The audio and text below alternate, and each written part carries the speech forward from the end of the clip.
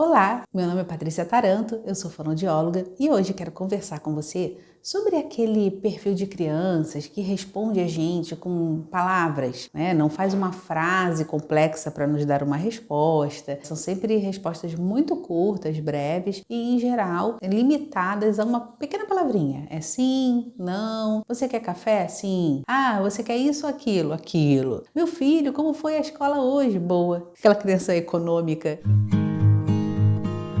Uma coisa que a gente pode fazer para ajudar muito essa criança é realmente evitar as perguntas que também são mais diretas. Porque se eu já ofereço para ele perguntas que a resposta é sim ou não, obviamente que a criança tende a fazer uma resposta curtinha mesmo. Então, eles são muito bons para bagunça, eles são muito bons para fazer amizades, né? Se dar com outras crianças. Mas a criança pequena, e lembrando que sempre que eu falo da criança pequena, é aquela criança até 4 anos de idade, ela tende a nos dar as respostas mais simples mesmo, tá? Porque eles ainda estão num processo de aquisição de um padrão maduro de fala. Então, eles ainda não se comunicam como adultos.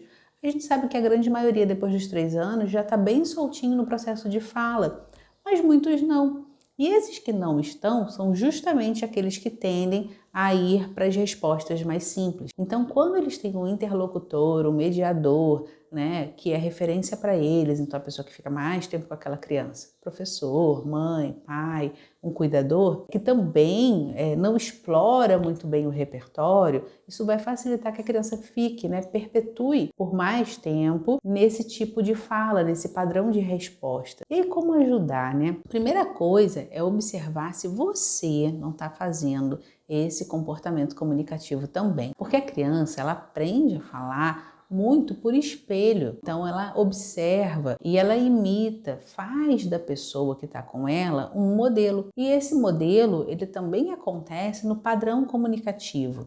Então não é só o vocabulário que eles assimilam da gente, mas o nosso jeito de falar, digamos assim. E a gente observa muito isso quando a criança, por exemplo, tá bravinha, né, e vai reclamar algo, né, ou faz uma malcriação. A gente olha assim, nossa, mas tá falando que nem eu. É aí que a gente observa como eles usam da imitação. E essa imitação, ela vai acontecer também no padrão de comunicação. Então, se eu sou uma pessoa de palavras mais enxutas, sou uma pessoa mais caladinha, né, sou uma pessoa de frases curtas, essa criança tende a reproduzir meu comportamento comunicativo. Não, mas aqui não é bem assim não, ou se é também não é tanto, e mesmo assim a criança ainda tá nessa, né? O que a gente pode fazer é desenvolver ações, promover situações em que as perguntas me peçam uma resposta, me deem uma resposta estruturada. Como é que é isso? Da mesma forma que eu já falei algumas vezes sobre brincadeira estruturada, a fala da gente, a comunicação, ela também pode ser assim. E o que seria uma resposta estruturada, né? Aquela resposta que tem passos. Então, por exemplo, meu filho, como foi que você fez para chegar na sua sala hoje? Ele não vai conseguir dizer escada. E se ele responde assim, nesse sentido com palavras isoladas, aí é um processo de atraso de linguagem mesmo, e essa criança precisa ser avaliada. Agora, se numa pergunta dessa a criança consegue promover mais ações, né, e narrar essas ações, eu entrei na escola com a prof tal, depois eu subi a escada, fui para o 2º andar, lá na sala de música a gente teve aula com isso e depois fomos para o pátio, entendeu? Então, o que é uma resposta estruturada? Aquela resposta que ela também tem etapas, da mesma forma que a brincadeira. Se a criança consegue te corresponder dessa forma, nesse tipo de pergunta, né? Então, perguntas que envolvem etapas na resposta, ok. Então, você está vendo que é um fato isolado a questão dela se comunicar de uma forma mais simples, não é uma característica fundamental da fala dela. E aí você pode desenvolver outras ações. Olha, hoje nós vamos cuidar do jardim. Então me ajuda. O que a gente precisa levar para lá? Me ajuda a fazer uma lista e ver se ele vai te dar as etapas disso.